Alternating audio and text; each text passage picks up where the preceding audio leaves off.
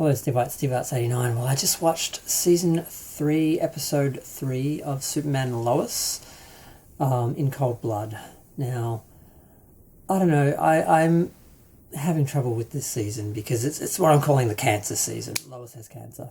And the episode starts with a fairly horrific nightmare that Clark is having, where he can hear Lois screaming and he can't find her, and he's in the city and all the buildings are collapsing, like the city's collapsing around him, his world is collapsing around him, and he's trying to find her and he can see her but he can't get to her in time before the Daily Planet collapses onto her and kills her. And it's pretty horrible.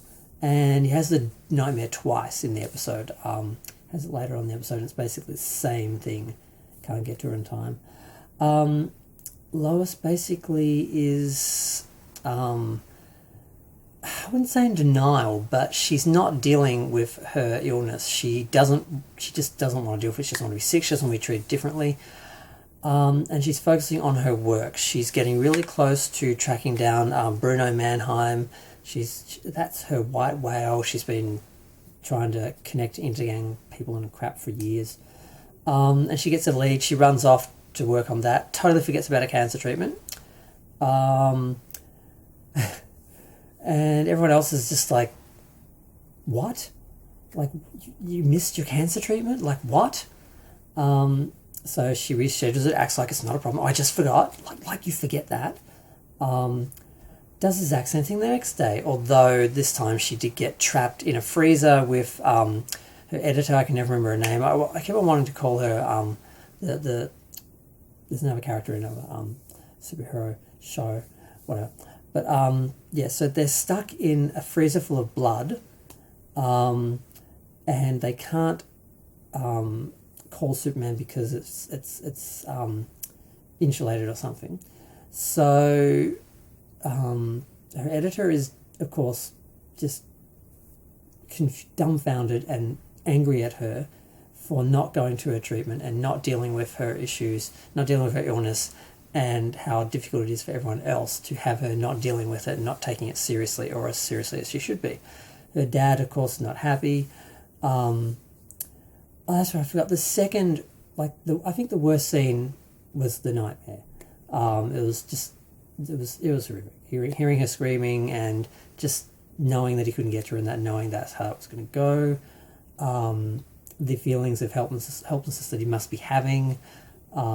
And then the first scene after that is her going through one by one and telling everyone that she has cancer. And the last person she tells is her father, who, is devastated. So they're dealing with it realistically. That they're treating this like a real drama, when really it should be a fun, superhero actions show.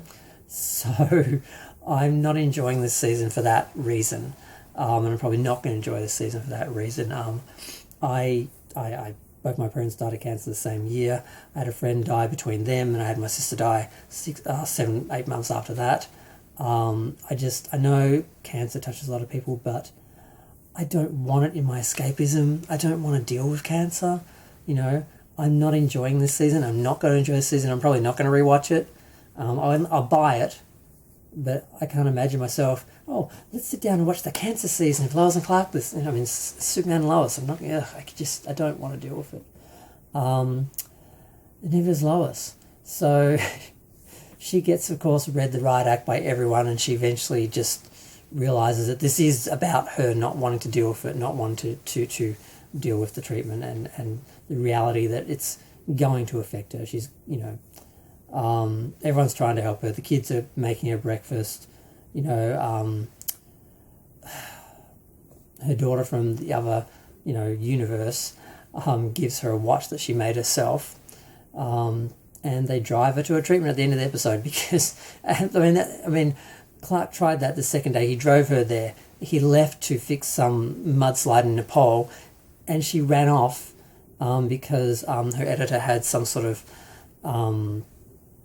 lead, and that's how they ended up finding this, because all these medical places are being shut down and cleared out, and that's where they found the blood. And the blood they find out at the end of the episode is Clark's blood. So what they're doing, I guess, is they're trying to infuse his blood into people and give them superpowers, and because it's all about power and superpowers, and where it's using, X Krypton or whatever, or using his blood, it always seems to be about that. So that is probably what a big part of this season is going to be about. But so I found it really hard to watch this episode. I don't want to deal with cancer.